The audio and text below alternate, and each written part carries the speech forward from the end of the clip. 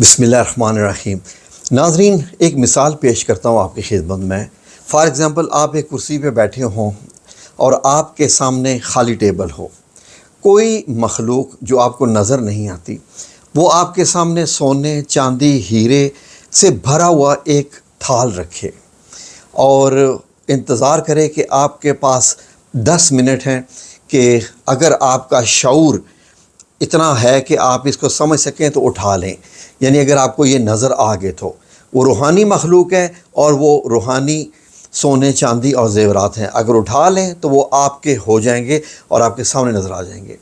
तो नाज़रीन, हम यहाँ पर बैठे हैं और हमें मालूम ही नहीं कि ये 10 मिनट गुज़र गए और उस मखलूक ने क्या किया कि वो वाली तमाम जो नेमतें थी, जो सोने चांदी के ज़ेवरात थे, सब कुछ नेमतें ही नेमतें थी, उसने उठा लिए। बड़ी अजीब सी मैंने आपको मिसाल दी है, लेकिन ये मिसाल बिल्कुल ऐसी ही है जैसे हम आजकल ये ज़ुल्हज्जा के 10 दिनों से गुज़र रहे हैं।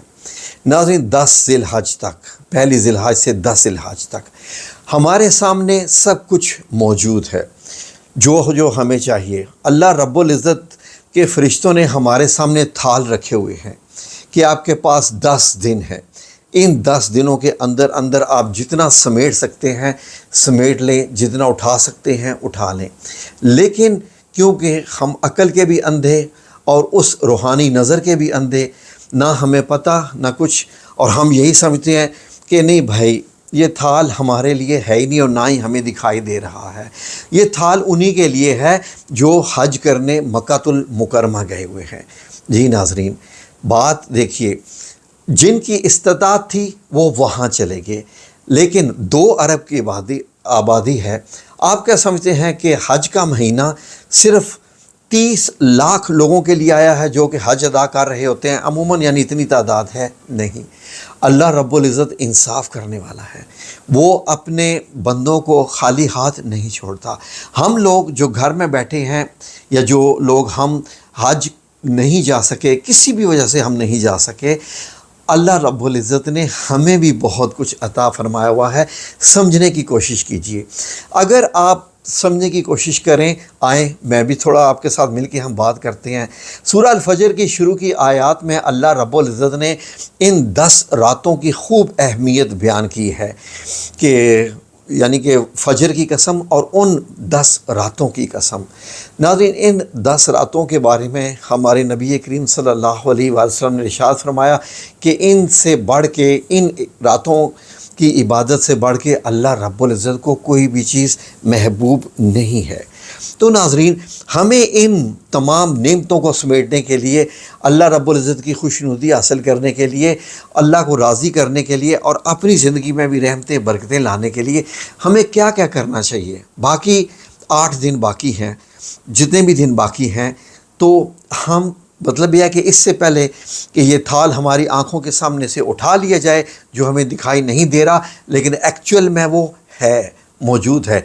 आएँ ज़रा इस पर डिस्कस करते हैं। नाज़रीन, अल्लाह के नबी करीम सल्लल्लाहु अलैहि वसल्लम की बताई हुई फ़जीलत अगर हम इस वीडियो में बयान ना करें तो ये इन दिनों की फ़जीलत का हक़ अदा नहीं हो सकेगा। आप सल्लल्लाहु अलैहि वसल्लम के एक इरशाद पाक के मुताबिक इन दिनों में जो रोज़े रखे जाते हैं, हर दिन के रोज़े का जो है वो सवाब 1 साल के रोज़ों और हर रात की इबादत का शब कदर की इबादत के बराबर सवाब है। और शब कदर भी साल में एक बार आती है, जिसकी तारीफ़ अल्लाह रब्बुल इज़्ज़त ने लैलतुल क़द्र के नाम से की है। अब नाज़रीन, यौम अरफ़ा जो 9 ज़िलहज्जा होता है, ये क्या इसका जो रोज़ा होता है हमारे पिछले और अगले साल के गुनाहों का कफ़ारा होता है अगर हम रखें और इसको समझें। तो नाज़रीन, इन दिनों में हर पल, जो पल गुज़र रहे हैं, इनको हासिल करने के लिए उनकी चाबियां क्या हैं? वो कुछ तकबीरात हैं और कुछ ज़िक्र और अज़कार हैं। आप सिर्फ इतना पढ़ लीजिए, अल्लाहु अकबर, अल्लाहु अकबर, अल्लाहु अकबर, ला इलाहा इल्लल्लाह, वल्लाहु अकबर, अल्लाहु अकबर, अल्लाहु अकबर, वलिल्लाहिल हम्द। پھر شروع کر دیجئے اللہ اکبر اللہ اکبر اللہ اکبر، اس طریقے سے، ٹھیک ہے جی۔ یہ تکبیرات آپ، میں اسکرین شاٹ بھی آپ کے لیے لکھ دیتا ہوں تاکہ آپ کو یہ یاد ہو جائے، یہ آپ نے پڑھتے رہنا ہے، ٹھیک ہے جی۔ اب میں آپ کو یہ بتا دوں کہ اللہ رب العزت نے حج کے بارے میں بہت کچھ فرمایا ہے۔ قرآن پاک میں بہت ساری آیات ہیں جن میں اللہ رب العزت نے اس کا ذکر فرمایا ہے، اور جو چیز میں آپ سے کہہ رہا تھا کہ اگر آپ حج کے لیے نہیں گئے تو آپ بھی کسی سے کم نہیں ہیں۔ آپ یہ دیکھیے کہ ان کے لیے ناخن کاٹنا، بال کاٹنا منع ہے، اور ہم لوگ جو یہاں پر بیٹھے ہیں، جو بھی قربانی کرنا چاہے حج کی، ان کے لیے بھی ایسے ہی ہے کہ ناخن نہیں کاٹنے، بال نہیں کاٹنے اور قربانی دینی ہے۔ اب یہ بتائیے، انہوں نے حج کرنا ہوتا ہے، ہمیں روزہ رکھنا ہوتا ہے۔ تو ناظرین، بہت کچھ ہے، جو نہیں جا سکے ان کے لیے بھی بہت کچھ ہے۔ اور میں بہت ساری کتابیں پڑھ رہا تھا جو کہ تاریخ کی کتابیں ہیں، جن میں بہت ساری روایات ہیں کہ ایسے لوگوں کا بھی حج قبول ہو گیا جو حج میں گئے بھی نہیں۔ اب میں ان کا ذکر کروں گا تو ویڈیو لمبی ہو جائے گی، پھر کسی میں کریں گے۔ انہوں نے نیت کی تھی، کسی وجہ سے وہ جا نہ سکے، لیکن اللہ نے کسی کے خواب میں جو ہے وہ ایک میسج دے دیا کہ بھائی اس بندے کے بدلے سب کا حج قبول ہو گئے۔ ایسے ایسے بھی واقعات ہیں۔ تو ناظرین، یہی ہے کہ ذوالحجہ کا چاند نظر آنے کے بعد 9ویں ذوالحجہ کی جو فجر ہوتی ہے، جس کا ذکر وہی سورہ الفجر میں ہے کہ فجر کی قسم، یعنی اس وقت تک آپ کو چلتے پھرتے اٹھتے بیٹھتے، جو میں نے آپ کے سامنے تلبیہ الحج پیش کی ہے، یہ آپ کو پڑھتے رہنا۔ ناظرین، ویڈیو لمبی نہ ہو جائے تو میں آپ کے لیے مختصر آپ بیان کر دیتا ہوں کہ کیا کیا کرنا ہے۔ ان دنوں جتنے بھی یہ 9 دن ہیں، 10 سے پہلے جتنے بھی باقی رہ گئے ہیں، آپ نے روزانہ صبح سب سے پہلے اٹھ کے وقت دینا ہے۔ کیا کرنا ہے؟ کاپی پین لے لیجئے، یہاں پر ویڈیو سٹاپ کر دیجئے اور لکھنا شروع کر دیجئے۔ آپ روزانہ صبح 7 بار سورہ فاتحہ کو پڑھنا ہے آپ نے، جیسے اس کی خوبصورت سی تلاوت کرتے ہیں ایسے کرنی ہے۔ اور یہ سورہ فاتحہ کی تو روزانہ صبح 7 بار ہوگی۔ اب صبح و شام، صبح 10 بار سورہ الکوثر کی آپ نے تلاوت کرنی ہے، اور شام کو بھی 10 بار سورہ الکوثر کی تلاوت کرنی ہے۔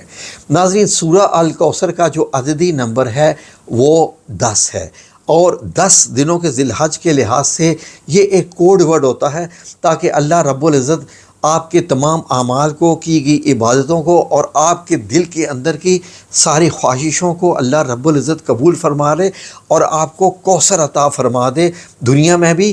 اور اللہ رب العزت نے نبی کریم صلی اللہ علیہ وسلم سے وعدہ فرمایا ہے، آپ کو بھی کوثر سے مراد بہت بھلائی ہے، نعمتیں ہیں، ہر چیز ہے۔ کوثر میں کیا کیا چیز آ جاتی ہے، میں اگر وہی بیان کرنا شروع کر دوں تو کتنے مطلب ہے کہ گھنٹوں کا وقت چاہیے۔ روزانہ رات کو سونے سے پہلے آپ نے 10 نوافل ادا کرنے ہیں، 10 نوافل ادا کرنے ہیں روزانہ، 10 یعنی کہ 10 نفل نماز آپ نے ادا کرنی ہے، ٹھیک ہے جی۔ ہر پہلی رکعت میں، یعنی جو 2 سجدے ہوتے ہیں ہر 2 رکعت نماز کی، تو ٹوٹل تو 10 رکعت آپ نے ادا کرنی ہے، ٹھیک ہے۔ تو آپ نے پہلی جو رکعت ہے اس میں آپ نے 1 بار سورہ الکوثر پڑھنی ہے، اور جو دوسری رکعت ہے اس میں آپ نے 3 بار سورہ الاخلاص پڑھنی ہے، ٹھیک ہے جی۔ یعنی پہلی رکعت میں سورہ فاتحہ کے بعد 1 بار سورہ الکوثر، جب رکوع میں جائیں، سجدے میں جائیں، پھر جب قیام کریں، کھڑے ہوں، تو اب اس رکعت میں آپ نے سورہ الفاتحہ پڑھنے کے بعد 3 بار سورہ الاخلاص پڑھنی ہے، ٹھیک ہے جی۔ یہ 9 دن تک آپ کو کرنا ہے۔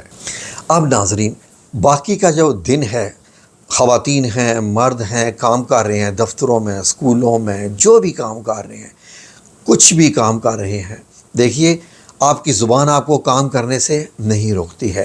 زبان سے آپ نے یہ جاری رکھنا ہے، کیا؟